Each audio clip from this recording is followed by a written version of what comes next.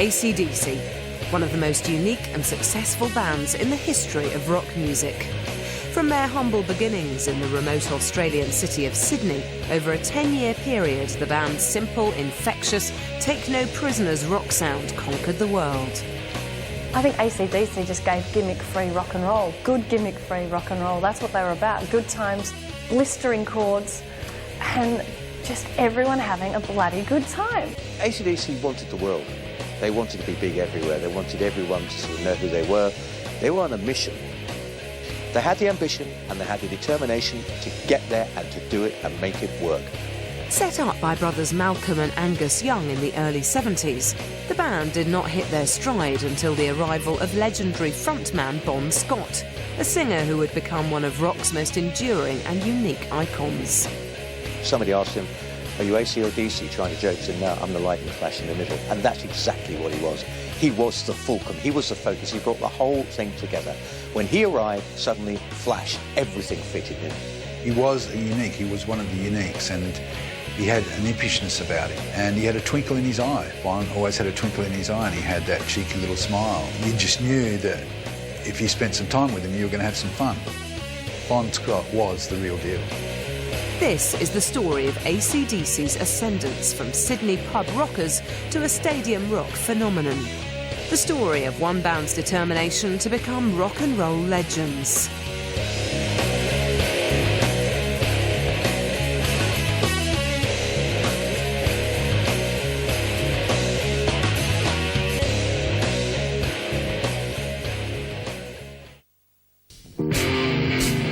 In 1963, the Young family from Glasgow, Scotland, relocated to Sydney, a major city on the east coast of Australia.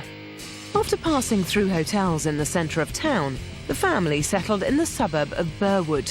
It was here that Malcolm Young and younger brother Angus, the driving force behind rock Goliath AC/DC, grew up. Angus was quickly enrolled in Burwood Public School, where he met Jeff Curtin and his brother David. We first met Angus probably in about 1964, 1965 I think it was, at Burwood Public School. From there we actually used to go to their house after school to play. It's only a little house. It was near Burwood Police Station. I remember the mother. The mother was a really nice lady. We used to get up to a bit of mischief on weekends. We used to go to Strathfield. We had an old fruit shop down there where we used to go down there and buy fireworks. And I remember one time we went down there, I think we bought I don't know, we ended up with a box of cigars anyway. I think we all got a bit sick after that, having a few smokes. I think we never smoked cigars again after that. On leaving Burwood Public School, both Angus and Malcolm attended the local Ashfield Boys High School. Here they met Steve Armstrong, with whom they formed a strong friendship. I first met Angus and Malcolm at school in 1967, Ashfield Boys High School. We used to knock around together on the weekends with a whole group of us and just generally hang out and have a bit of fun. Malcolm, as a young boy at school, he was looked upon as being the, well, I thought he was the pretty boy of the two. He was a larrikin, but none of us had hope in hell of getting a girl when Malcolm was around because he got them all, and I mean all. Angus. Well, there was a young guy that, well, he obviously, he was a larrikin. That's the word I could use to describe him. He had attitude, and he had attitude with everybody, but a great guy. A great guy. I got the impression that he was always in the shadow of Malcolm, especially where the girls were concerned. But no, Angus had that real attitude and was not frightened to display it to anyone. Through the week, they would have to do their guitar lessons after school. We didn't see them after school. But on the weekends, yeah, they would come out. They'd catch the bus, I supposed. And they hung around with, there was quite a large group of us on the weekends, and they blended in very well. And they were just like, you know, some of the boys, you know, just mates. And it was great.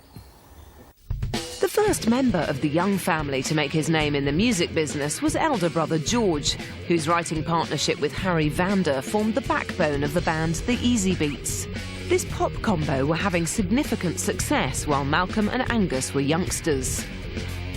We were there when Vander and Young sort of came back from overseas, when they were the Easy Beats, came back from tour.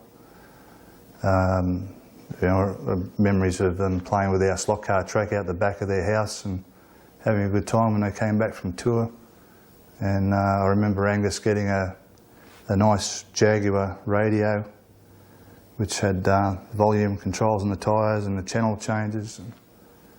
It was a beautiful gift that he got, amongst other things, but that was one that sort of stands out in mind. I've never seen anything like it before. We all knew George was successful as part of the Easy Beats. I, for one, never got to meet George, but admired their music, loved their music. We didn't view Angus and Malcolm any differently because George was their older brother. We just treated Angus and Malcolm the same as you or I or anybody else.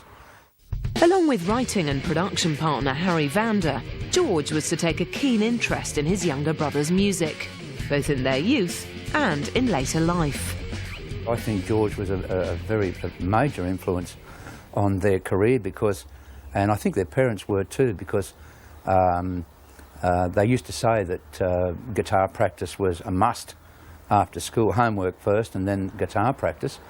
Well, it would have been very advantageous to have a brother like George Young, because Malcolm and Angus, of course, would have grown up as little kids with a genuine bona fide rock star as a brother. And not just that, but to have people like Stevie Wright coming around to the house and all the other members of the Easy Beats was just probably a normal way of life. Also, as far as ambition is concerned, it wouldn't have been foreign to them to have great ambitions because they'd seen it already demonstrated with George Young. So would have been very, very important in the formative years for sure. There's quite an age gap between George Young and Angus and Malcolm Young. George had had success in the 60s with the Easy Beats, Friday on My Mind. We're working with Harry Vander, whom he has formed a very successful production partnership with.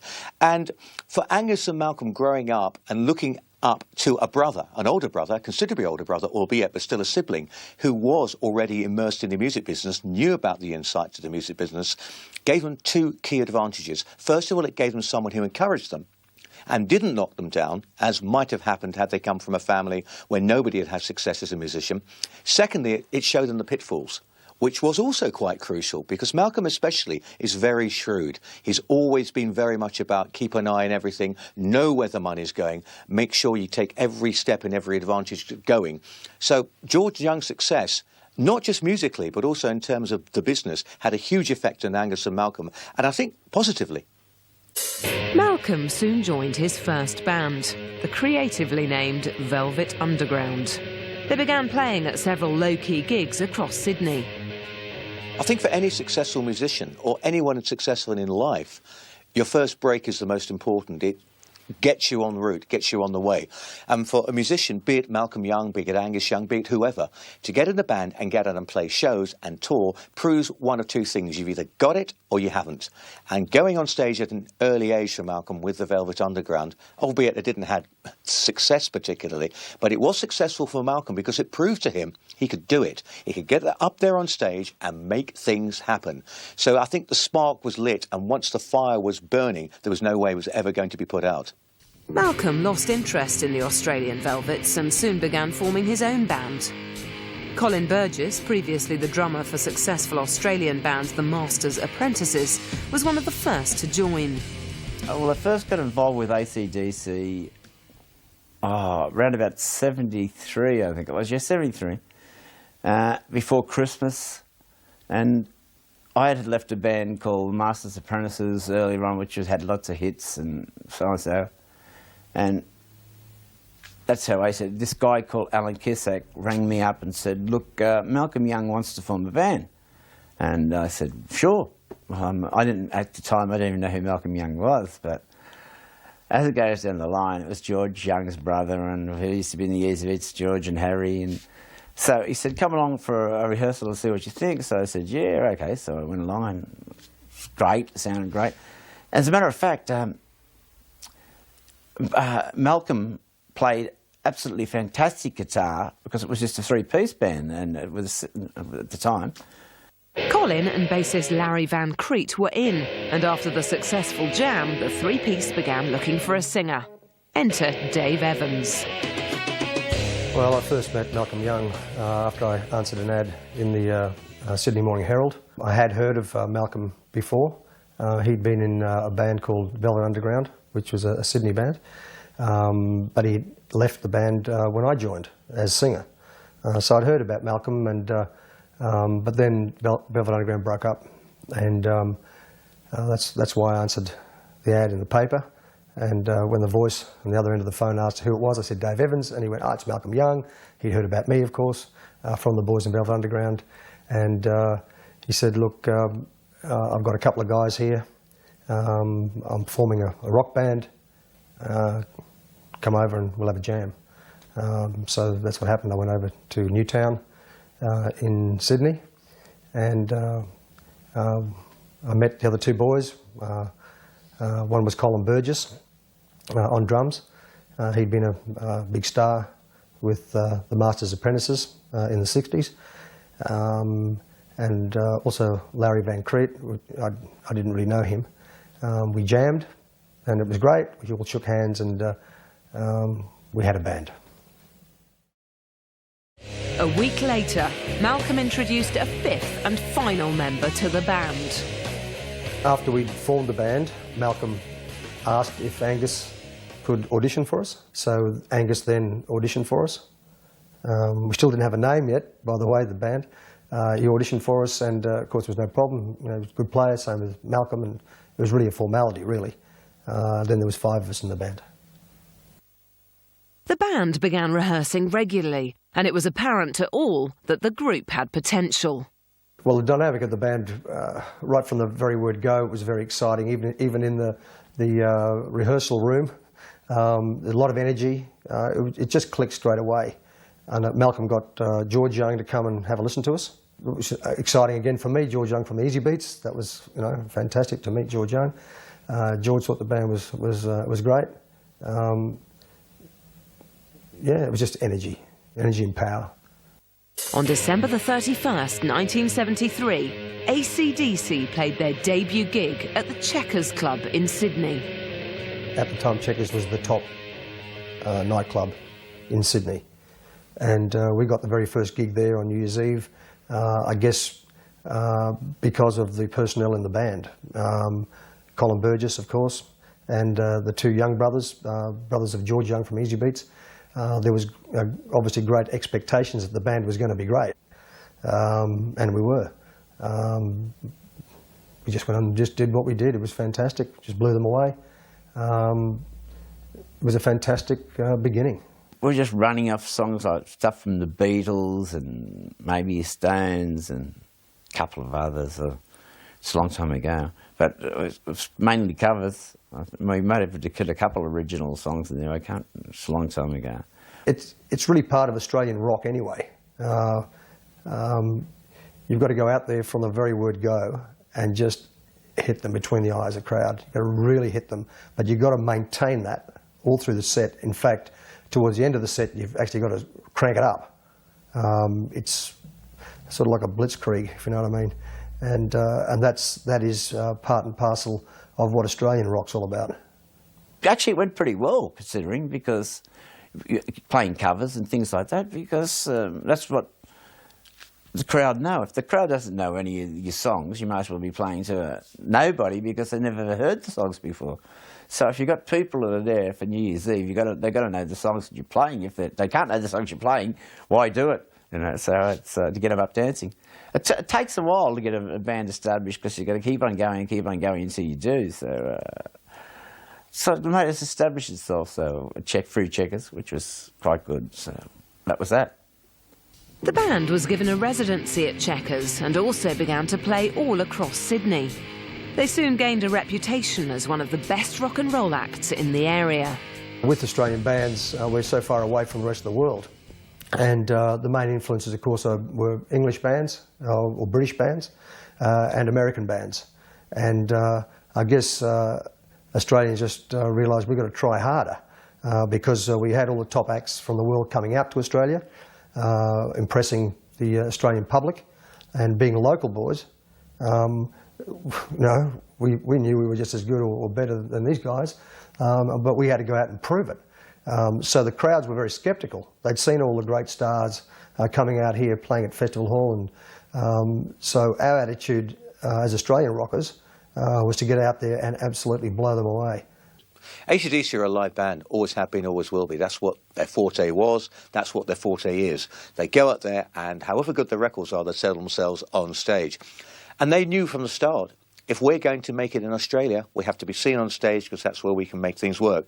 Well, the set when we first started was mostly Chuck Berry, 12-bar type rock and roll, some Rolling Stones, Free, but also there was a couple of original numbers that Malcolm had written, and also we used to jam. Sometimes if we didn't have enough numbers, Malcolm would just say, right, we're doing this in E or A or G or whatever. I could sing any keys, it didn't matter. Just follow me. And he'd just start a riff, any riff, and the band would follow in, and I'd just make up the lyrics and the song on the spot. And a couple of those we did keep, although they were never recorded. So yeah, from like Rolling Stones, Free, as I said before, Chuck Berry, and one or two Malcolm songs, and making songs up on the spot. That's how we started. By this time, George Young and Harry Vander were working for Albert Productions, a newly formed record company. In June 1974, they decided to take AC/DC into EMI Studios to record and produce the band's first single. Recording Can I Sit Next to You Girl was a very exciting moment for me. I remember getting the bus from Bondi into the city. We were all broke, of course, in those days, just getting the bus in there to EMI Studios, because that's where it was recorded. I was sitting on the bus with people around me. I just wanted to tell everybody that I was going to record a single, but obviously you can't. I was so excited. It was the first time I'd ever been in a studio too. So I really didn't say much. Harry Vander and George Young were there with the boys and Colin and that kind of stuff, and my eyes were quite wide, and I was very, very excited. It was all new, all foreign to me, and I virtually just did what I was told. The first record was completed. With Can I Sit Next to You Girl, the band believed they had a hit on their hands. I thought that it's got great potential, especially after starting to get into the original stuff. I thought, great, because I've been in a band that had played original stuff and had quite a few hits, lots of hits, and I thought, here we go again, it's on another roll. So yeah, I knew they were going to be big, and they were. The first single, Can I Sit Next to You, was very early AC/DC. It was very much finding their feet. You can hear the genesis and the germ of the sound we know and love today and would make them into megastars, but it's very much in the early days. And I think Harry Vander and George Young being there as producers, co-producers, helped and hindered. Helped in the way that because they knew their way around the studio, they could bring out certain things and make certain suggestions. I think it hindered because AC/DC was still a little confused as to where they were going musically. And what Vander and Young did almost is accentuate the confusion. So while they were expert and prolific in the studio, what they didn't seem to actually appreciate right then was letting AC/DC be themselves. So they were adding to the confusion by adding in ideas. So you end up with a good song, but doesn't really have much impact because it's not well presented. Not talking about production, I'm talking about presentation, arrangement. It's something they learnt very fast, though. Despite the imminent release of their debut single, there were growing tensions within the band, and conflicts occurred. The first casualty, I suppose, of AC/DC was Colin Burgess. Colin, at this stage, wasn't very popular with Angus and Malcolm Young. He'd been a great star in the 60s, etc., and was very popular with the girls. We'd arrive at places and Colin would have a girl on each arm and this kind of stuff, and I thought it was great. And But Malcolm and Angus would talk behind his back and call him rock star and pop star, and they kind of were very, very jealous of Colin. One night when we were playing at checkers, Colin just seemed out of sorts, really. I don't know what was wrong with him. But during the set, Colin did this big drum roll and just kept going with the drum roll and landed flat in his face on the stage beside the drummers. One night I come along there and I had a couple of drinks beforehand. I mean, I wasn't drunk. I mean, I've never fallen off my drums in all my life, and I never have and I never will again. No, what actually happened, I come along and I bought a drink and I left it on the table and I went behind to go and have a check and see what mate my drums were set up for the night, etc. And I come back about, I don't know, half an hour later on, and I grabbed my drink because we were just about to go on, and I sculled this drink. I thought, okay. So we go on, and we're on stage, and all of a sudden, my head's going woo, woo, woo, woo, woo, and it flipped me out. And I think, oh, I sort of turned into jelly. It was like, and I did around this roll and kept going. As if you talk to Andy Evans, he'll say the same thing. I did this long roll around the kit, kept on rolling and bloop and roll onto the floor. We called a halt to the set. Obviously, we didn't have a drummer. We carried Colin off the stage, and I was worried. I didn't know what happened. 10 minutes later or so, Malcolm walked up to me and informed me he'd sacked him.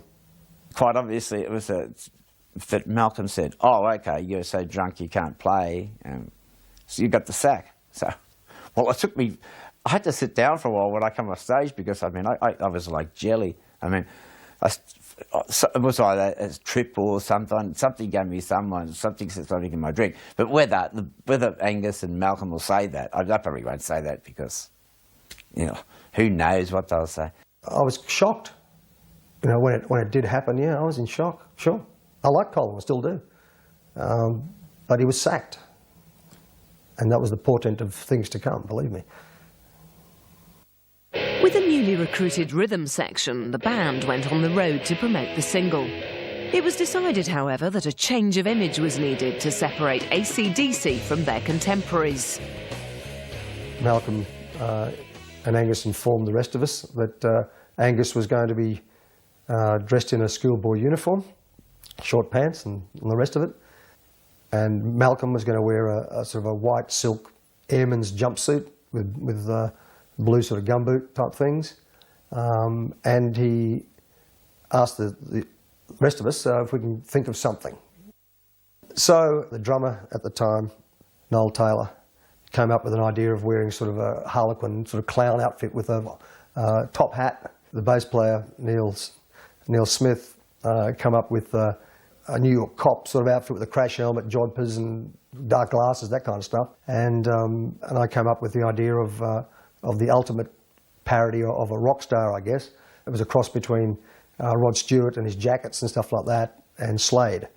So when we actually went out at Victoria Park there in Sydney, the big open air concert, the fans that were out there knew what we were like. They'd seen us, but when we walked out, the reaction was quite amazing, to tell you the truth. Schoolboy uniform and the rest of us, we played the same music, obviously. It had a great reaction, and the schoolboy uniform seemed to do something to Angus Young, because he really ripped up the stage. He just went berserk. I'd never seen him like that before. After we'd been gigging for a few months with this look, another band in Australia came out called Skyhooks, and they had weird gear on too, clown outfits and all that kind of stuff. Although their music was not as hard-hitting and heavy as what we were doing. And I guess that's why Malcolm then said, right, we're all going back to jeans and T-shirts again, except for Angus. Angus will keep his schoolboy uniform, and that'll make the difference between us and any other band around the place. Malcolm's decision to make Angus the focal point of the band didn't end with his brother's stage attire. Malcolm was really, I suppose, the brains, I guess, of AC/DC, and Malcolm was also instrumental in putting Angus forward as the star, as it were, because when we first started, we did a lot of 12-bar, and Malcolm and Angus both played lead. Malcolm was a great player. So we had two guitarists in the band. We were on tour, and Malcolm one day said, "Look, I'm not playing lead anymore. Angus can do all the lead." Initially, when AC/DC formed, and we're talking about 31 years ago now, I feel they probably were seen as no more than just another bunch of kids trying to make it on the local scene. Nothing more than that. It's only when changes started to happen and they got the right lineup together that the sparks started to fly. I think in the early days, it was very much a local band, another stepping stone for Malcolm, with Angus, driving Angus along. The most important thing as far as that is concerned is it got Malcolm and Angus together in a band and proved that these two had something special. And you talk to people around at the time and say, band weren't exactly great.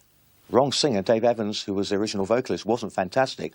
But Malcolm and Angus had something, especially Angus, because Angus was already developing his stage act. He was developing the famous walk, and suddenly people were looking at him and not at Dave Evans. Evans was growing restless. It seemed to him that his role in the band was being undermined, and arguments inevitably occurred. We formed the band as a band, and it was a democratic thing, like with the name of the band and all this kind of stuff. And by this time, with people being sacked left, right, and centre, and also our first manager, he got sacked as well. I was feeling, I suppose, as a founding member, I wasn't being consulted with a lot of different decisions, which was quite upsetting, to tell you the truth. I guess I let my feelings known too, to Angus and Malcolm, who would, at this stage, would be having meetings with George Young and just virtually telling me what decisions. It became apparent to Evans that on closer inspection, there were more young brothers in the band than there appeared to be. I guess George, with his experience, really was the mentor for Malcolm and Angus, and really, I suppose, the unofficial manager.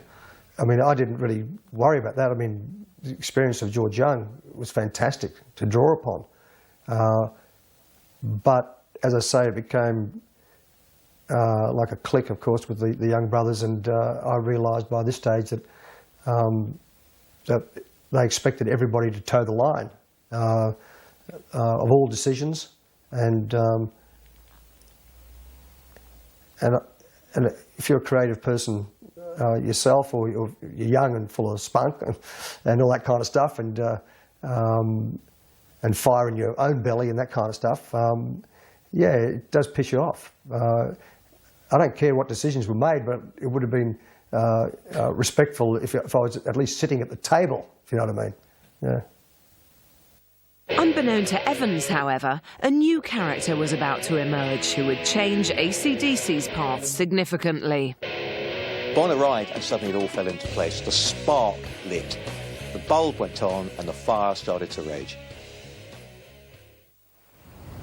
The Scott family moved from Scotland to Australia in 1952. After settling briefly in Adelaide, they soon relocated to Fremantle, a quiet port south of Perth in Western Australia. Here, young Bon Scott was enrolled in the North Fremantle Primary School, where he befriended Ian Cant, a local boy who has kept close relations with the Scott family to this day. Well, I first met Bon when we went to primary school together in North Fremantle. Living in North Fremantle back in those times was a great place to grow up, and I'm glad that I was born in North Fremantle. I was born in a hospital at the top of Harvest Road. It was a great place to live in, and it was a great place for Bon to grow up in. To grow up around Fremantle, I reckon you were privileged, to be a Fremantleite, and that's what people call themselves who live and brought up around Fremantle and still do. It's an atmosphere and an environment that really encourages people to enjoy themselves. And we certainly did back in the 60s in those days. Bon, to me, was a little bit of a larrikin, full of life. Bon had an aura, and that showed up from a very early age. He had something that attracted people to him. He had an easygoing nature. After leaving North Fremantle Primary, both Bon and Ian became students at the local John Curtin High School. It was a good high school to go to. Yes, it was. It was a very good high school. The teachers were good. The environment was good, and all the students at that time. It was a fun period in his life and my life. High school was a good time. Yes, it was. Bon developed an interest in drumming and played with his father Chick in the Fremantle Pipe Band. In his mid-teens, Bon became more interested in rock and roll and began to hang out at the local dances. Here he met Richard Selby, who shared his passion for music and would later become the singer of the Perth band The Troubadours. I first met Bon, it was probably at St Patrick's Church. They used to have a Sunday dance, a rock and roll dance on a regular basis. And there'd be bands coming, and I was a young high school student going to John Curtin High School in Fremantle, same as Bon. And we used to go to St Pat's on a Sunday, and on a Friday we'd go to the Fremantle Police Boys, and they'd have wonderful rock and roll bands on, and we'd be there watching the bands. There was always something happening in Fremantle with rock and roll, and I think that was a good part of our growing up. Before we actually got into bands, that was influencing us at the time. We'd go and watch the other bands, and that'd encourage us to practice a little bit more, try a little bit harder, and try and form our own bands. Bon soon joined his first group, the Spectors, a cover band in which he was the drummer and occasional singer. They began to play the same dances in which he'd previously been a member of the audience. In 1964, I joined the Troubadours, and it must have been about the same time the Spectres were happening. And I think we played a couple of gigs together at a place called the Big Beat Centre in Anzac House in Perth. And that moved later out to Victoria Park in Albany Highway.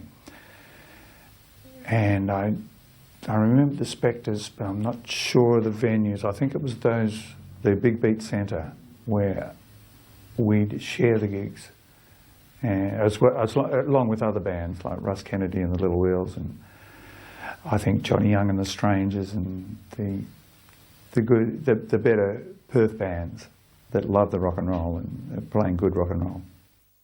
It was in this lively music scene that Bon first met Vincent Lovegrove, lead singer with rival band The Winstons. I first met Bon in 1964-65, and he was in a band called the Spectres. He mostly played drums. The lead singer then was a guy called John Collins. And Bon used to get up and sing maybe 3 or 4 songs a night. We often as not found we were playing at the same venues. And he and I struck up a friendship. The scene in Perth, Australia at that particular time was, there was a lot of cabarets, and they had what they call corkage fees, where you brought your alcohol to a club, which were open till 3 a.m, and you paid for your corkage and they would store your alcohol. That's how they got around the licensing laws. There was also a lot of mining going up in the north of Australia at that stage, places like Mount Tom Price. The miners used to work on and off. They'd work for 6 months and take 3 months off, and they'd accumulate a lot of cash, and they came down to Perth and would spend it in these clubs.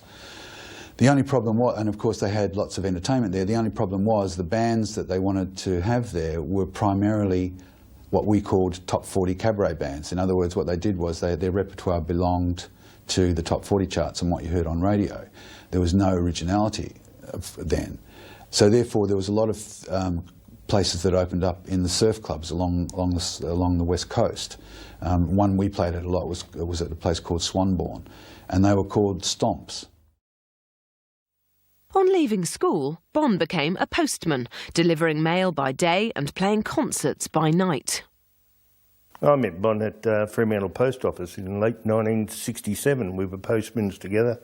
Bon was you know, laughing all the time and, you know, generally having a good time. But, you know, with Bon, it was something like 2 lives. He'd come to work, but he'd virtually have his clothes on that he'd been working on at night, not have his uniform on. He'd just say where he'd been playing and where he was going to play and that type of thing. He actually said to us, "I can, you know, why don't you come and see us some night when we're playing?" So, you know, we went to, I think it was Swanbourne Beach down there when he played at the Swanbourne Stomp down there. But we used to go, well, my mates and I used to go to different stomps around the area, and he happened to be in one of them. Swanbourne was the main one. He had a very good personality. He was a likeable chap and you know, easy to get on with. So his personality, I'd say, was at the time better than his singing. But in the end, he was more known for his singing than his personality. But I think he had both, and that was one of his pluses. In the end, it was Bon's friendship with Vince Lovegrove that proved to be the most fruitful for his career and turned him from a drummer into a frontman. I suggested to him one time that he should, you know, sing more rather than play drums, but it wasn't his band. The band was led by John Collins, and he was the man, he was the singer, and there wasn't any way that Bon was going to make it to be full-time singer of that band. And because both of the bands were in competition, it was a very competitive field at that time, I suggested to Bon that we join ranks and form one band and have 2 lead singers. The Valentines were born and soon developed into the biggest gigging band in Perth. I can think my skin is green, but the trees are pink. For colours they don't mean. In particular, the distinctive teaming of the 2 charismatic frontmen set the band apart from their contemporaries. They're both pretty smooth back in those days when I come to think about it. But Vince was more laid back, obviously, than Bon because of the personality. And Vince had this aura of, you know, this star aura, whereas Bon had this mischief, this thing about him, this twinkle in his eye, this look on his face that would sort of bounce off Vince. Vince was the cooler one, you know, and it was most interesting to see that. The main reason we did it was because probably both of us weren't really confident enough to lead a band on our own, and we worked off each other a lot. We had a pretty wild stage act for the time. You know, we should jump up on amps and have fire bombs going off on stage, and you know, all sorts of weird stuff. And we fired off each other. You know, we definitely gelled, and we'd work out stuff beforehand, what we would do and what we wouldn't do. With the Spectres and the Valentines, which came along a little bit later, and the Valentines were a fusion of the Spectres and Vince Lovegrove's other band, I think they're called the Winstons, but they also came out of another thing that was kind of influential in Australia, which European people would recognise, was that whole instrumental rock tradition of like the Shadows. And so in Perth in the early 60s, you had what were called stomps. That was like dances that surfies went to, because there's a big surf scene. There's great beaches over there. And so there was a bit of that Shadows sound that was like surf music sort of coming in a bit. And the kids, these were just teenage boys taking on electric guitars because they saw Hank Marvin doing it. And the Beatles come along and they got long hair and they're singing. So the Australian groups, and particularly in Perth, be really isolated, really just making up the rules for yourself, because there were absolutely no parameters or no possibilities. It's just a whole new thing. The Valentines entered the recording studio and began to release singles across Australia. This brought them to the attention of George Young and Harry Vander, who enlisted them to support the Easy Beats on tour in Perth. Yet, despite their success, they couldn't afford to give up the day jobs. Bon used to be a postman, and I worked at a place called Palouse Menswear in Fremantle. He was a postie in Fremantle, so on his rounds he'd drop mail off to Palouse Menswear, where I worked, and he would, we'd go out and have a drink, or we'd go around the corner and have a snort of speed or whatever, you know, and we'd go back to our respective jobs. And he during the daytime we saw each other. We'd have lunch together, or whatever. He'd come as soon as he came around to Palouse. That was when I would knock off and take some time off, whether it was lunch or afternoon tea, morning tea, and we'd go and dream our dream of what we're going to do, what the next move was going to be, and what we're going to do next. And that's when we concocted the plan. Well, let's get out of here. Let's go over to Melbourne. The Perth music scene was getting too constraining for the Valentines, and they decided to enter a Battle of the Bands competition, with the first prize a trip to London. It was a nationwide competition, so each state would have their own mini Battle of the Bands, and we won Perth's Battle of the Bands, and our prize was to go to Melbourne. Not to London, but to go to Melbourne to compete in the National Battle of the Bands. Well, that was a big trip for us. We thought that was, the best thing that ever happened. So we decided to use that as our gauge as to whether or not we would leave Perth. We went over, and of course we played in a big hall. There was 5,000 screaming fans. There was another 12 bands on, or 11 bands on. It was incredible. You only did 2 songs. You could work out a great set with 2 songs, great stage act, great, everything was great. We went on there. We didn't win. But what we did do during the 3 or 4 days we were there was go to every single club in Melbourne and see that it was a completely different world to where we came from in Perth. So we decided there and then, okay, this is it, let's go, let's come over here. So we went back home and worked towards going over, and it was about 6 months later that we left to go to Melbourne. The move to Melbourne was timely. Not only was the city's music scene more advanced, it allowed the band to put their talent to the test as professional musicians. They went to Melbourne from Perth, and Melbourne was the pop capital where you had Go Set magazine and sort of TV shows like Commotion, and all this stuff was happening there.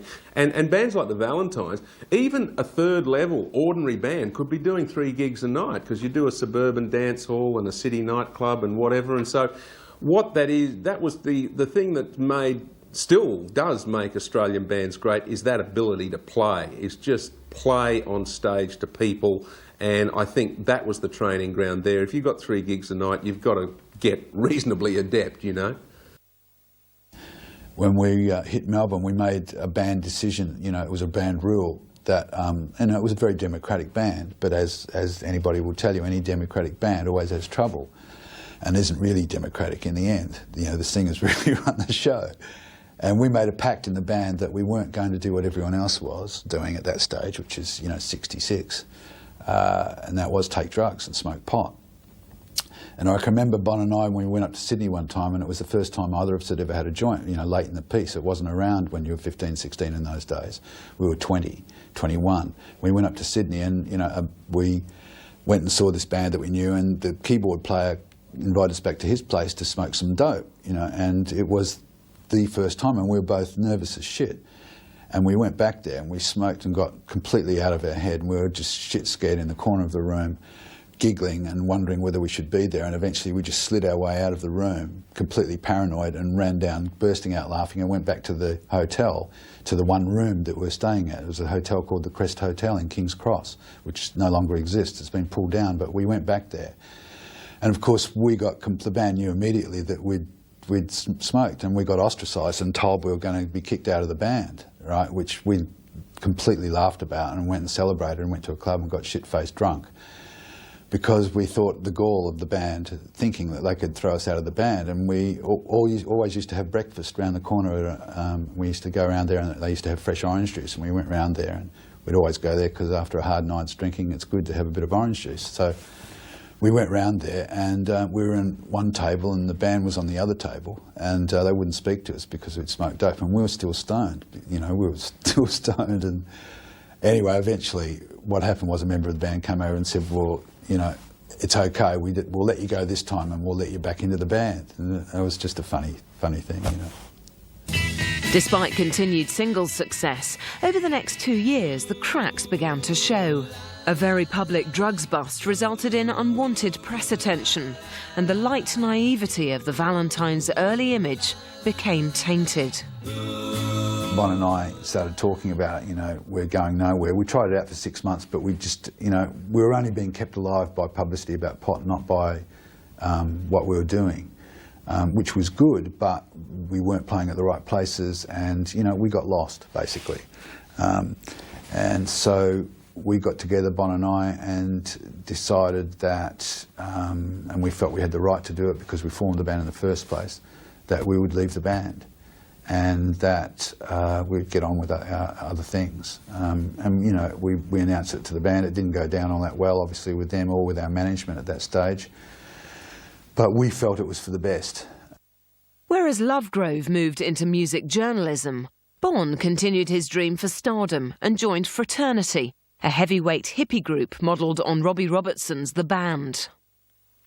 Bon had found his niche, you know, that was what he needed, and Bon was what they needed because he was a front man, and he became, when he left us, he became a showman. He, you know, he learnt from us, from the Valentines, and no question about that. He'd had, you know, virtually, you know, 10 years being a showman up front, and he was what they needed as well. He was a front man with a good voice. This is the only surviving footage of a documentary Lovegrove produced on Fraternity in 1972.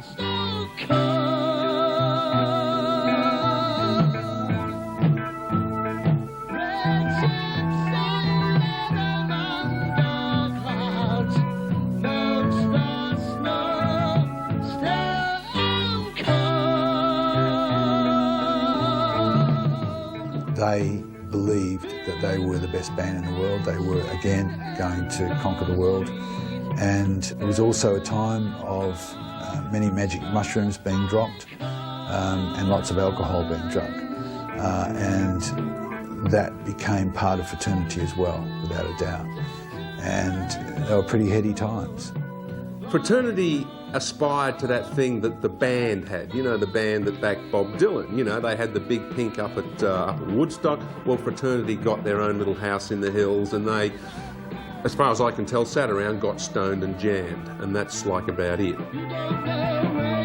They made a few sort of half-assed records in terms of, you know, they cobbled them together and sort of got them out, and they had this kind of cult reputation, but really they had some potential which was kind of squandered by being in Adelaide and whatever, and then they went to the UK, and that's where, you know, they were lost, and they completely lost it, and it just fizzled out. Bon's first trip to England in 1972 was a disaster. Fraternity failed to grab the attention of the British public, and it would prove fatal to the band. It was a pretty hard experience, I think, for every member of that band. Bon had just got married to Irene, so the whole band, including the dog and all the wives, it's just this wastrel hippie tribe, and it was just infighting in a small house and going and just seeing that it's not going to land in your lap. You know, you can land in the UK and you're not going to be Jethro Tull overnight. Bon returned to Australia broke. A second band had fallen apart, and he began drinking heavily. He became a makeshift member of the Mount Lofty Rangers, if only to pass the time until a more appropriate band appeared. Yet danger loomed on the horizon. It was during a rehearsal one night that Bon got really drunk after having an argument with a member of the band. I think it was actually the old bass player of Fraternity. I could be wrong on that one. Got very drunk. He used to drink a lot of brandy straight from the bottle, and decided to get on his Harley motorbike and scream off to see someone. He was in a really foul mood. I mean, the thing about Bon was, as anybody who knows him well, is he could turn very quickly. He could turn into a really bad mood, an aggressive mood.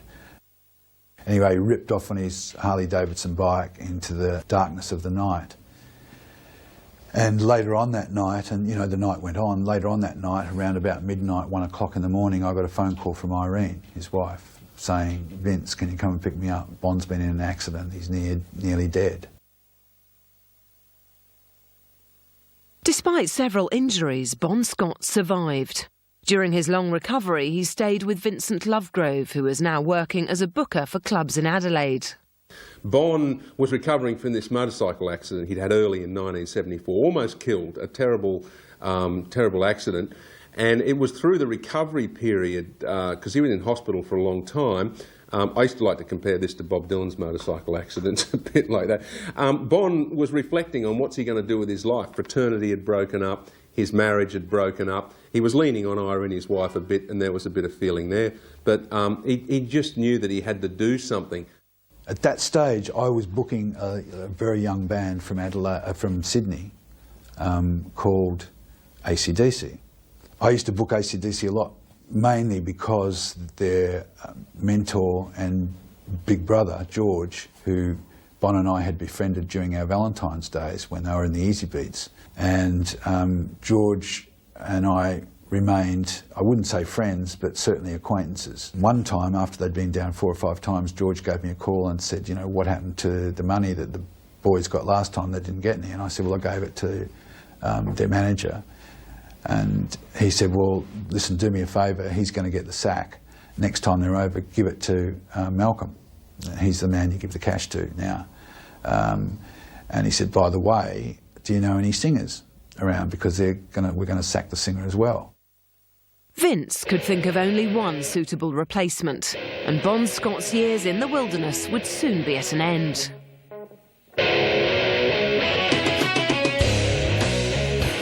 Vince took Bon to see the young band at a gig in Adelaide. I was enthusiastic. I really wanted him to get in the band. I was really enthusiastic. We were out the front looking at the band, and I said, what do you think? They're great, aren't they? And he said, well, they're all right, but, you know, they're only kids. They're a bit young, aren't they? And I said, yeah, but, you know, just listen, they really rock. They've got that Chuck Berry thing, they've got that Stones thing, you know, they're going to do it. He said, oh, yeah, I think they'll do it. But he said, I'm just not sure, you know, would they have anything to you know, have any common ground? He said, you know, I've got a bit more experience than they have. I said, OK, well, you know, let's go back and meet them. And I went back and we met them. And prior to that, I'd mentioned to them, I was backstage and mentioned to them and said, you know, they said, well, come on, Vincent, you've got a singer. And I said, yeah, you know, what about Bon? And they said, oh, he's a bit old, isn't he? And I said, mate, he'll rock the arse off you guys. Make no mistake about that. And they said, oh, yeah, yeah. I mean, Malcolm and Angus were kids then, as you know, I wasn't much older, but the reality is that I knew it'd fit. I knew it'd fit. And so they went back that night to the house of the bass player of fraternity in his basement, and they jammed and they did, you know, Chuck Berry songs, and they did just 12-bar rock and roll songs, and they gelled. And they were up all night. The next day, Bon came home, came in, packed his bag, and I said, where are you going? He said, I'm going to Sydney. And I said, what are you going up there to live? And he said, no, I'm joining the band. Bon returned to Sydney with the band, and while they waited for an appropriate time to sack Dave Evans, he got to know the various members well. Bon was a funny guy. He's very cheeky, always laughing, always joking, live wire, nice bloke. Yeah, he was fun to have around, Bon. Evans's days were numbered, and it was at the Hotel Esplanade in Melbourne that the final confrontation occurred. Yeah, the last gig at the Esplanade Hotel in St Kilda was difficult. I knew we were having the meeting that night. I'd almost decided that I was going to split with the band anyway. I'd had enough at that stage. And I spent that afternoon with 2 friends of mine who had tried to talk me out of leaving the band. We did the gig. No one really spoke to each other. I wasn't speaking to the roadies. It was pretty solemn, to tell you the truth, except when we were on stage, of course. We did our act as we always do. That's being professional. But yeah, the air was thick and heavy, I can tell you. And then after the gig, we just went back to the hotel, and it was all over, for me. My feeling with AC/DC and the whole frontman scenario at the time was they knew Dave Evans wasn't quite right. They knew they had to make a change. Their big fear was throwing him out and not being able to find anybody else. So I think they bumbled along with him, hoping either he would suddenly improve, which was unlikely, or that they'd meet the right guy. And Bon Scott appeared. They knew he was the right guy. Bon took over and brought vitality and vigour to a band that had yet to find its feet. It was soon apparent to all that the decision to recruit the more mature frontman was crucial. Bon Scott became the heart and soul of AC/DC. He once said, and I think he was probably right, somebody asked him, "Are you AC or DC?" Trying to joke, said, "No, I'm the lightning flash in the middle." And that's exactly what he was. He was the fulcrum. He was the focus. He brought the whole thing together. When he arrived, suddenly, flash, everything fitted in. It had to happen. It couldn't not happen, you know, because it was too perfect. The dovetail was too perfect. I mean, AC/DC were not necessarily the most open-minded group of people, but when Bond stepped into that breach, it was clear. You know, they couldn't fight it even if they wanted to, because he was the perfect guy that was going to do it. And same for Bond. Had Bond not encountered AC/DC, God knows. I mean, I hate to think that he would have been, you know, wallowing in the traps in the early 80s, flogging some blues rock band. That's a terrible thought too. He was too good for that. The band decided to relocate to Melbourne and in their house in St Kilda began to work on fresh material that would utilise their new singer. AC/DC upping sticks and moving from Sydney to Melbourne was crucial.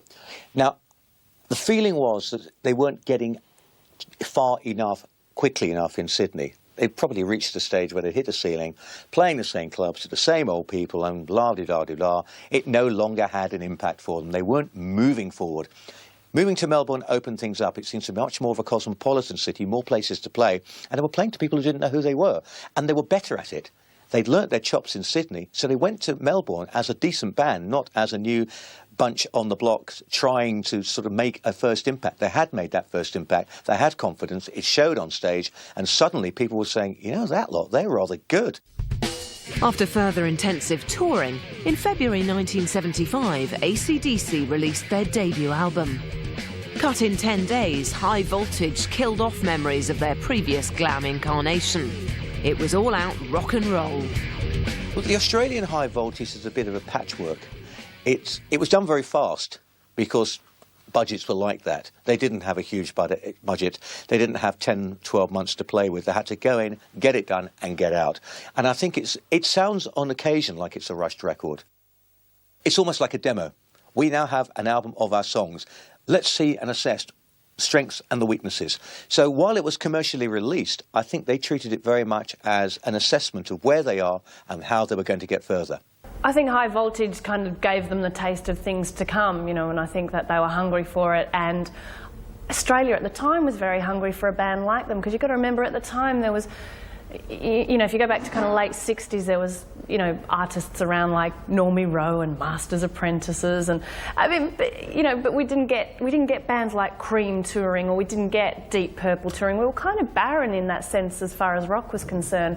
And then you had bands on the flip side like Little River Band, for instance, that so weren't, you know, gonna quench the rock appetite that Beer Swilling Australia at the time definitely had. You know, Foster's cans in one hand, VB in the other, singlets, Marlboro Lights. I think AC/DC filled that void in Australian rock suburbia that was so needed at the time. High Voltage was just raw, timeless, basic rock and roll, and it didn't need you know, glitter or stack heels, and it still stands up fantastically well, you know, even as the band was still embryonic. You can actually see the joins in that record, the way they're starting to figure out how to write songs with Bon Scott. This is the thing, Bon had come in and he's got his little notebooks and he's got ideas, he's got narrative stories. There's even the sort of a bit of a suggestion that he'd started to write in the latter fraternity days, but because that was much more of an intellectual kind of band, that, you know, his songs weren't going to work for them. But so Bond came into the band with, if not ideas, he had the real urge to express himself, and he's just a master wordsmith. So, you know, Malcolm and Angus get this guy who's going to give them this focus to work around and shape things, and then you got George. This is the whole thing. George wasn't going to polish a turd, but he was always going to be able to give it the dynamic shape, you know, just help the band shape songs, make sure it's got the crunch in it, and just get that down. He didn't have to make slick records. That was anathema. They wanted to make dirty, raw records. So doing it in sessions between live gigs over 10 days sort of makes sense too. You know, that's how most Australian bands made records in those days. AC/DC were off the starting blocks. They soon changed their lineup again, recruiting Phil Rudd on drums and Mark Evans on bass. As a band, they became more honed, and on stage their performance was electric. Bon in particular was developing into an iconic performer, and his true character was showing through at last. Bon Scott was the first rock and roll non-sex symbol. That's what he was. He had a hairy chest, he had a beer gut, he had really bad hair, you know, completely unattractive. But there was something so lovable about him. You know, he was that lovable rogue, and you couldn't help but fall in love with him if you were female, and probably want to have a beer with him if you were male. To me, he was more of a musical performer than he was a rock and roll performer, because he had that ability to act the words, act the lyrics, but without acting. He was probably closer to people like Max Wall in a way than he was to Mick Jagger, because he had that certain element about him that made him not just a strutting rock and roller, but a real character actor. He got into the part on stage of being Bon Scott. It was an extension of what he was and what he is, and he couldn't be anything else apart from Bon Scott, but he accentuated it brilliantly, so that you knew that what you were seeing on stage was the real thing, but you also knew that it was the real thing magnified to the nth degree. And there are very few people who can pull that trick off to an extent that everybody accepts it. Angus, meanwhile, was coming into his own, sharing the limelight with Bon and blowing audiences away through his electric performances. I suspect a lot of it had to do with nerves. He was so young when they started. He didn't know what the hell to do, and he'd probably been told by his older brothers, you get out there and do something. So he just started doing that. That's pretty much, I'm sure, how it really did develop, because he didn't know what else to do. He'd never, he was too young. He loved Chuck Berry, so he knew the duck walk, so he'll take a bit of that and he'll run around a bit, he'll bang his head, and it goes down a storm. So it's like, well, we'll keep on doing this then. It's difficult to quantify what Angus is about and where Angus stands in the whole gamut of AC/DC, the whole mythology of AC/DC. To me, Bon in the 1970s was the heart of AC/DC. Angus was its soul. There's something about Angus that makes you feel he is so important in the whole style and philosophy of DC that they, to put it in a modern perspective, could lose Brian Johnson. They lost Malcolm Young for a while, but losing Angus will be the end. They could not replace Angus because he is the soul of that band. I don't think Angus himself realises it. I don't think he understands why he's so revered and loved by AC/DC fans. He knows they do, and he just gets on with what he does. But it's that something about him. It's the spirituality he has in the way he plays his music. And I'm not talking about a religious spirituality. I'm talking about the way he connects with his music. And a lot of that, I still believe, has to do with the way that Bon Scott brought him out of his shell, the way that Bon Scott made him part of what AC/DC are all about, and a very crucial and important part. I think Bon gave him confidence. No one was prepared for AC/DC's next album. TNT exploded into the charts at the end of 1975 and sold over 100,000 copies in Australia. Few could doubt that on record, the band had finally arrived. TNT was really their first proper album. It was the first album we thought, you know what, the sound's there. Tracks like TNT are just still wonderful. You listen to them and they've still got that drive, that emotion. They're fantastic tracks. And this was the moment AC/DC were born internationally, because people started to sit up and say, have you heard that band AC/DC? Have you heard this album? It's great. It's got a great groove to it. It had a little bit of elements of the Quo or the Stones or even the Faces as far as British fans were concerned. It also had a certain, dare one say, punk attitude before punk actually had even been invented. DC were very much of the street, and they had a great groove, a great rhythm, and this was the album that really first brought it to the fore. And I think it made everybody sit up and think, good grief, what an improvement. Real album here. With TNT, the band had realised their potential. Yet domestic success was not the end of the rainbow for AC/DC. The following year, the band would step into unknown territory and leave the sunny shores of their homeland behind.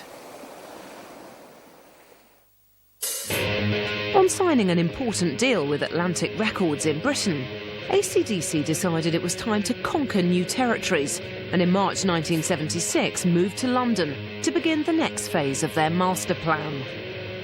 Now, with the confidence of topping the charts in Australia now, and the success that this gradual follow-up that's happened, and now it's become a monster in Australia, are you going over confident that you can take on an English market? Yeah, well, we are confident. Yeah. We're not overconfident, but we are very confident. AC/DC came to London and came to England with a confidence that they would break the UK. They had no doubts about it, absolutely no doubts. And I saw their first gig at the Red Cow in Hammersmith in '76. And there was a little bit of a buzz about this band who'd come over from Australia. People had heard TNT, bought TNT, an import in fact. And there was a little bit of a buzz going about this band who'd come over and were over here now and were going to tour and really make it. And when they came on stage for that first show at the Red Cow, there weren't very many people there. But they just came on with a sort of, you know what, this is the birth of a legend. We're prepared to play for you lot like you're 50,000 people because we know one day it will be, as indeed it has been. So from day one, they didn't have the problem. They'd done it before. They knew they could do it. And they also had so much confidence in themselves, not overconfidence, confidence, and immediately made an impact. As soon as they appeared on stage, that was it. The buzz grew. The music scene in Britain at the time was on the brink of the punk rock explosion, and AC/DC unwittingly found themselves being bracketed with the likes of Johnny Rotten. When AC/DC arrived in the UK, that was just the dawn of the Sex Pistols and all that sort of stuff. So they were kind of a bit confused with that, you know, in the marketplace. But I think the thing was AC/DC were traditionally hard-playing band, which couldn't be said for lots of the punk bands, that's for sure. So, you know, they could clean the floor with them in terms of, you know, rocking out. They just left people, you know, speechless, really. Right, we honestly thought that the punk and the new wave thing might sort of spoil a bit for us, but it hasn't at all, you know? Yeah. It was a big fad, like it's just like anything else, big fad for a while, and there's those that are still hanging on to it. But the main thing about it is that it gives rock music a real kick in the guts, you know? Yeah. And we sort of, even though we started the whole thing over here, like we played here before the Sex Pistols were even sort of, you know, thought of. Yeah. And now we've always been there, and people are beginning to realise that now they want more than just someone up there screaming, you know, anarchy and rape and this sort of, you know, crap, you know. And we're it. Yeah. We're doing it right. In May, AC/DC released their first official UK album, the British High Voltage, an amalgam of their previous two Australian LPs. They quickly gained the support of the British music press and did a 20-date tour supported by Sounds magazine. In August, they toured Europe with Ritchie Blackmore's Rainbow before releasing a new album in Australia, Dirty Deeds Done Dirt Cheap. Dirty Deeds was the most honed record they'd made to date. You know, they were starting to get on top of, you know, really making records. And so, you know, deservedly so, it was the most honed record they'd made to that time. And it contains some absolute classics. I've always contended that most of their albums are a bit bitsy. Most groups have a bit bitsy, but if you get 3 or 4 or 5 great tracks, you're really on a winner. And Dirty Deeds did that at least, you know, where the previous albums might have had 1 or 2 good single, bit of filler, you know. Dirty Deeds, it really started to come together. Some of the early AC/DC music, despite being sort of powerful rock, is very soulful. It has to be said. And I mean, in fact, if you listen to Ride On, it's one of the most sublime pieces of blues guitar playing that you'll ever hear, and I don't think Angus has ever been accorded the credit. Big Balls is hilarious. I mean, that's just, you know, because Bon loved to write tongue-in-cheek, and nothing, I don't think AC/DC ever did was quite as tongue-in-cheek as that. Maybe it was considered a bit too simplistic, but I mean, you know, there's a rock bar down the road from where we're sat now, and it's got every Bon Scott AC/DC album on the jukebox, and Big Balls comes on all the time. People love it. While Dirty Deeds performed well back in their homeland, AC/DC embarked on a tour playing larger venues in Britain. It culminated in the renowned performance at the Hammersmith Odeon. Hammersmith Odeon was fantastic. Hammersmith Odeon was The culmination of the tour, and it was almost the culmination of this phase of their career. They'd made it this far to the famous Hammersmith Odeon stage, and they looked at home on a big stage. They took it in their stride, and of course Bon marching out into the audience with Angus on his shoulders playing guitar and marching up to the circle and so forth was just fantastic. It was wonderful, and they really took to it like a duck to water. They understood what was required on a big stage. They performed, they filled the stage. And not with effects, not with gimmicks, it was with the five of them and their backline. They just filled the stage and they made a roaring, raucous sound, and everybody there just went, yeah. In December, the band returned to Australia to begin a two-leg comeback tour. Yet the climate had changed and they were portrayed as obscene punk youths in the national media. Several dates were cancelled, and even Australian Parliament began discussing their effect on the morality of the young. Punk rock was happening. It was all the big, tabloid beat-up punk rock, spitting on audiences and all that sort of crap that went with punk, And so AC/DC were kind of involved in that, or by implication in the UK. And they had never had that association in Australia, but, they went away. Punk rock kind of explodes. The Sex Pistols were on the front page of the newspapers here, just as they were in the UK. Our punk band, the Saints, go off to the UK. But AC/DC come back, and so in that meantime, the tabloids here have gone, oh, well, they're a punk rock band because that's what we understand now, so we're going to hound them as a punk rock band. And that was it. I mean, the media was after some punk. It's just really that simple. The media was after some punk rock sensation. By this time, Angus had introduced his kind of, his mooning routine. I mean, ban them for that. Oh, it's fair enough, really, when you think it's disgusting. Yeah, so it was just nothing. It was a total beat-up, and it was actually something that really served to alienate the band. They really did feel this is tin pot, and they went back to the UK and said, well, we'll leave that behind us now. It's a really small pond, and they were right, I think. The band remained in Australia to record their next album, but after performing gigs in February 1977. This incarnation of AC/DC would never officially play live in their homeland again.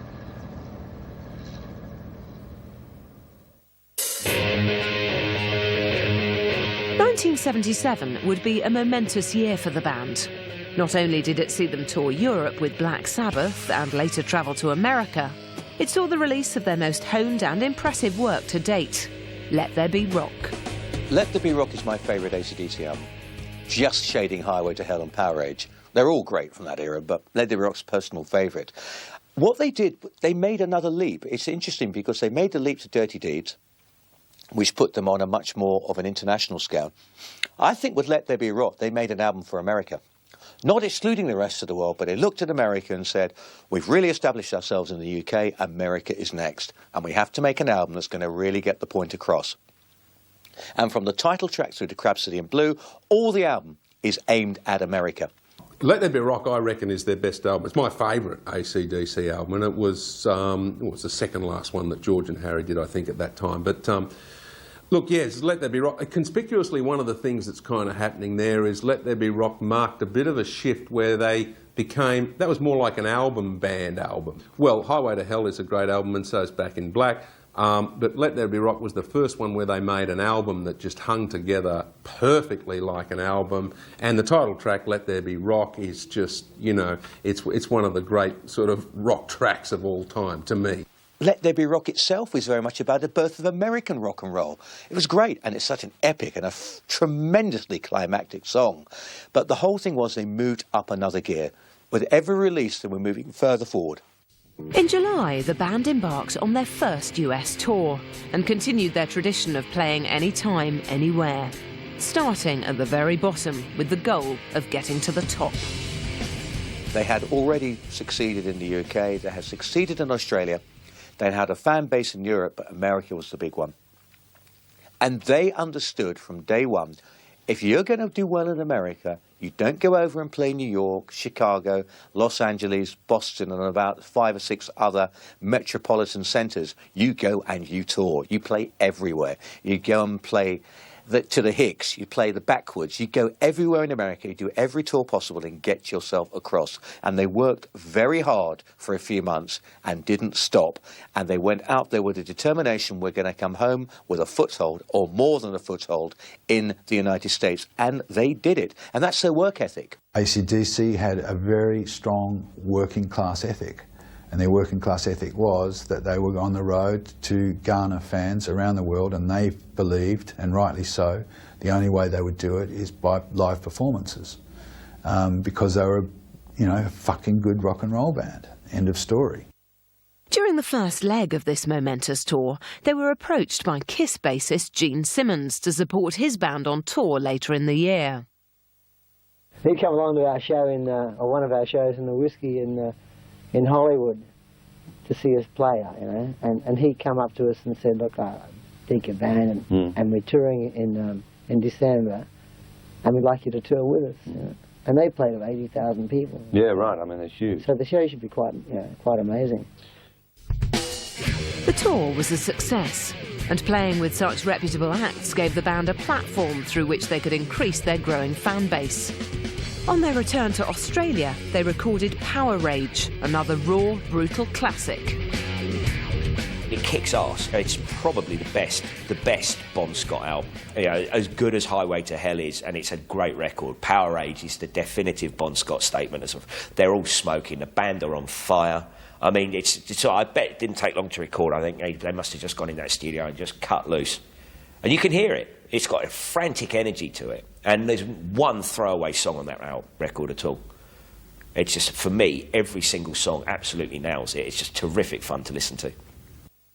The album was their most commercially successful so far, and AC/DC decided to return to the US to keep up the momentum, playing with the likes of Alice Cooper, Aerosmith and Van Halen. It was during this 62-date tour that Bon Scott's friends and family became concerned about the singer's lifestyle. There was always a slight edge of worry about Bon because he was a hard drinker. He lived hard. And the more on the road, as anybody who knows who goes on the road, it's a hard life.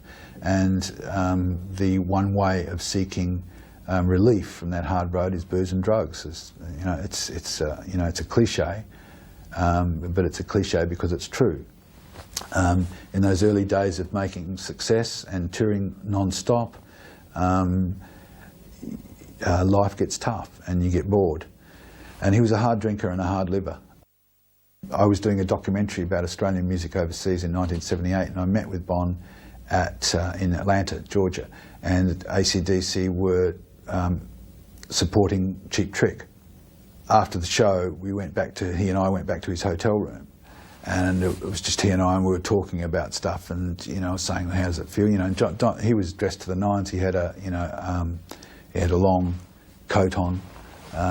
Jacket, leopard skin jacket with all the trimmings, and he looked the absolute epitome of a pop star, of a rock and roll star. We went back to his hotel room, and we rang a couple of people that we both knew who lived in America and stuff, in the early hours of the morning, and woke them up, and then we started talking. We got drunk, and veritas in vino, as they say, and he started expressing to me that he thought I got the best deal because I was settled down, I wasn't on the road anymore. And he said, I really envy that, I wish I was, because he said, to be honest, I'm really getting sick of this. He said, we're on the road non-stop and I need a break, I want a break. And he said, I can afford to take a break, I've got a lot of cash coming my way. And he said, I really am getting sick of this. I'm sick of being on the road. All I want to do is go out into the country somewhere. I'd like to settle down and live an ordinary life like anyone else, and just play guitar. And they may have been the early hour meanderings of a drunken man who was pissed off with having been on the road for years and years. On the other hand, somewhere there, I believe there was a deep core of unhappiness. At the year's end, the live album If You Want Blood was released, highlighting the quality of the band's playing on stage. In January 1979, they returned to the studios in Sydney. But changes to their tried and tested production formula became necessary. This album had to break them and needed something new. Highway to Hell was the breakthrough album. It pushed everything forward. And for Highway to Hell to break through, AC/DC didn't just have to write the best songs of their careers. They had to arrange them in the very best possible way, possibly better than they'd ever thought about arranging songs before. And they needed a production which would bring out every nuance, every nook, every cranny of every song. Vanda and Young weren't the people to do it. Great producers in their own right. They'd taken AC/DC a long, long way. But I think everybody within the camp knew this was going to be the one to really make an impact and take up not one notch, but 2 or 3 notches. However, to do that, needed a different type of production approach. The band left Vanda and Young in Sydney and first travelled to Miami to work with Jimi Hendrix's producer Eddie Kramer. When this also failed to work, they again moved continent and took a chance with a young British producer, Robert Mutt Lang. They must have known how important this was because they pored over it for so long to get it right. The fact that Mutt Lang was out there to make his reputation too, I mean, that's it. The carrot wasn't far away. The carrot was really close, and they could probably all see that. And Mutt Lang coming in with a challenge to him, like everybody had a challenge, you know, and that does work. The resultant album, Highway to Hell, quickly emerged as one of the cornerstones of rock music, and it firmly put AC/DC on the world map. The whole period that leads up to the pinnacle of achievement for Bon with AC/DC, which is Highway to Hell, it's just a continuously natural progression. They were getting better as musicians, they were getting better as songwriters, they were getting more comfortable with working in the studio, so comfortable that they felt the time was right to not use Vanda and Young and to go with Mutt Lang. They must have been absolutely flying as a band at that point because, you know, they were so confident. You can hear that confidence all the way through, all the songs on Highway to Hell. I mean, it's there. You can start to hear that confidence coming through on Power Age. You know, the live album pretty much blows you away, If You Want Blood.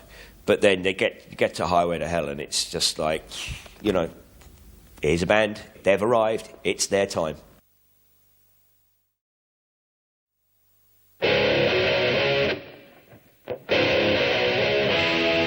Highway to Hell confirmed what many had often believed, that the band were born to play on the world stage. AC/DC became one of the biggest bands in the world in the summer of 1979. That was it. Out came Highway to Hell. They were doing major tours, they were everywhere. And they'd made almost effortlessly, almost unseen, they suddenly went from being a band who were going to be huge to a band who were huge. They were suddenly one of the biggest names in the world of rock. Everyone was noticing them. Yet tragedy was to change everything. After huge tours in America, the UK and Europe, the band spent the Christmas of 1979 in Australia. In February, Bon returned to London to write lyrics for a new album.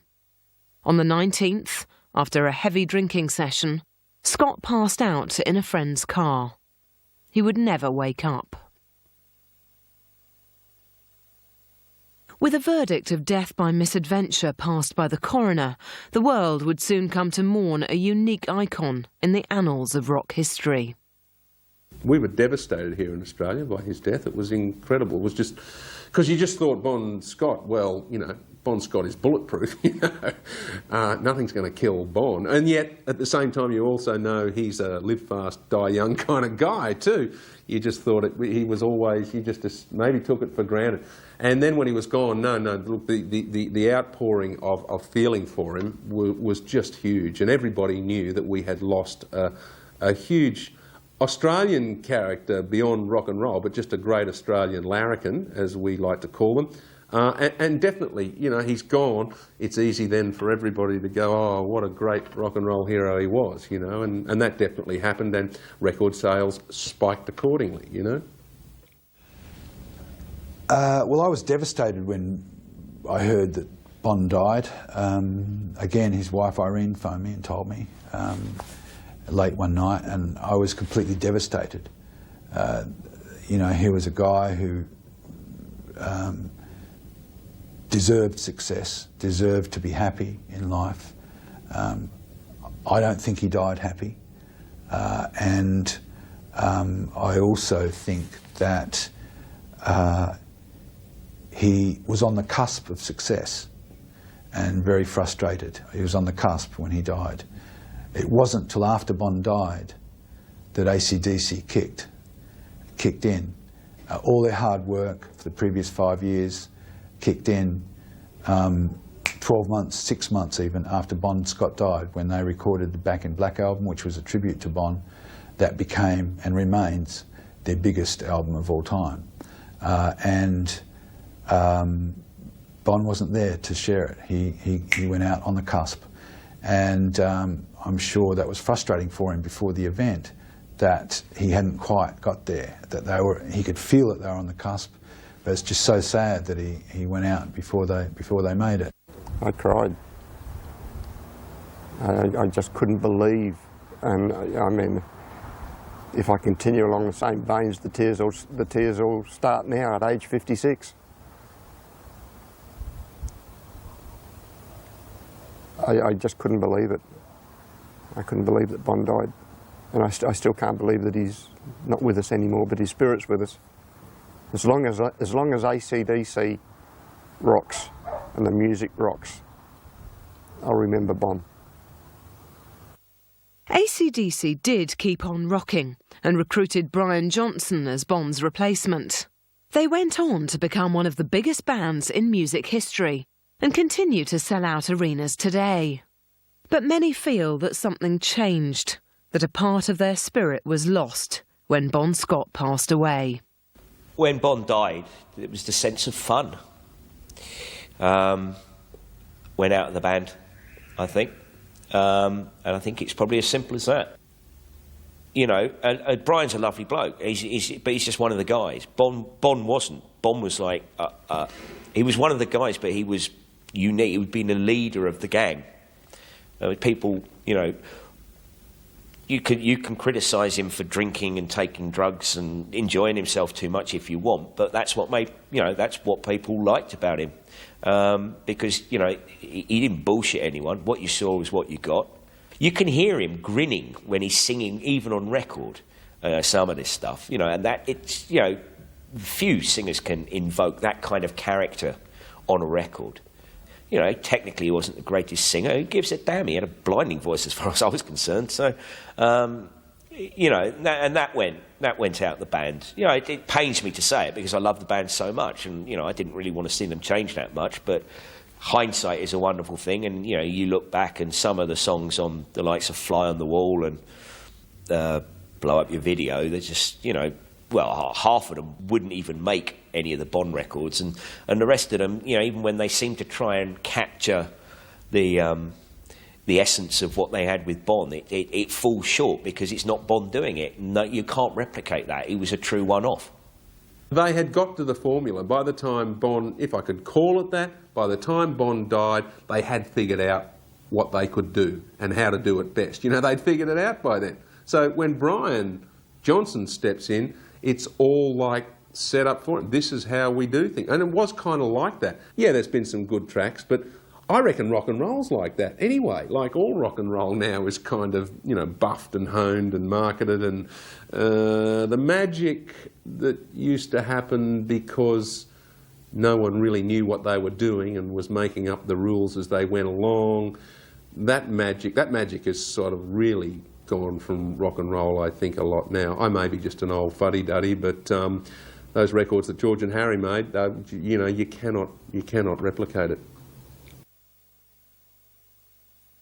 Bon's grave in Fremantle Cemetery, a site still visited by thousands of fans who leave flowers, beer bottles and messages to honour both Bon Scott and what he represented. A very real rock star, and one who will continue to be remembered. I still, to this day, after all these years, have not met one single person anywhere in the world who didn't like Bon, who knew him. Never. I still haven't come across anyone who didn't like him. And of course, all the people, all the young kids who are into him now, who are well and truly into him, as record sales show, they think he's, you know, the ultimate rock god as well. Why is that? It has to be for what he left behind, which is his image and the words that he said and his persona. There's nothing else, there's no other explanation. Bon Scott was the real deal. I don't think we can overestimate the significance that Bon, so, you know, I still have trouble coming to grips with it. A guy from little old Perth, still, like, all the stars have got to come from somewhere. He made it so big, he's still remembered by 3 generations, not just 1 generation. And he's paved the way for so many other bands. Not just him, but I mean, he was the figurehead, and he was the personality, and he had something magical about him that captured the imagination of so many people, rock fans. What Bon contributed to rock and roll was that he took away all the showbiz. Although he was a showbiz kind of guy, by the very nature of the fact that he was on stage, he brought an ordinariness and a slight edge of amateurishness about rock and roll to the fore. Something that wasn't slick. You know, Bon was certainly not slick. He was a rough diamond, and he brought that to AC/DC. He brought that to rock and roll music, and I think that has to be one of the reasons why he's gone on and on and on.